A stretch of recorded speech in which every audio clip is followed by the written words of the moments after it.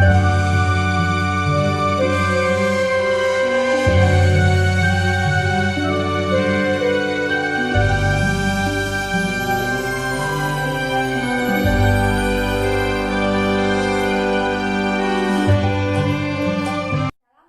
warahmatullahi wabarakatuh.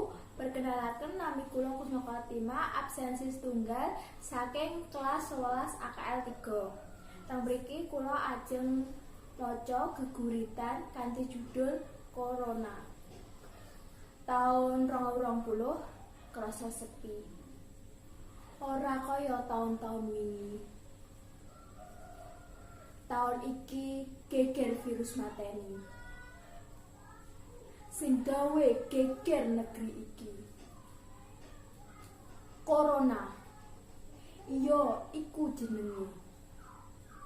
Ra ketok wujute, tapi mbebayani yen lebu awake dhewe. Waspada para manungsa. Donyane iki wis tuwa. Ayo padha dedonga. Eling marang Gusti Maha Kuwasa.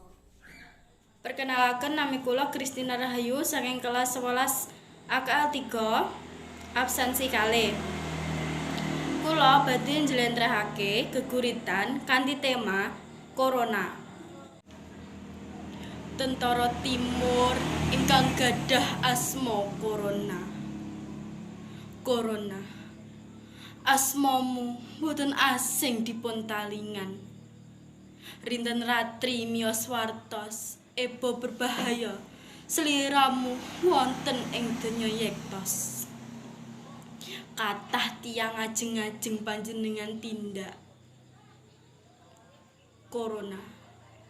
Panjenengan mangertos, ebo hancurnya dunia kala menika. Kerawuh ingkang tiba-tiba mengacokne sedaya. Virus Corona. Tulung tindak saking bumi menika. Kathah korban ingkang dawahan amargimu. Kathah jasad ingkang dipun sariaken kalian bergeletaan amargi keganasanmu. Sampun cekap kami jumuk hikmah saking karawuhmu. Kegelisahan ingkang kraos boten saged kula pungkiri. Badai ingkang mbok menawi ngonjuk kula seda.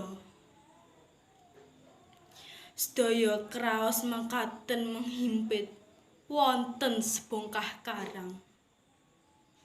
Ya Allah, enggala panjenengan pundha tentara timurmu ingkang salebetipun menika menyelimuti kawedos.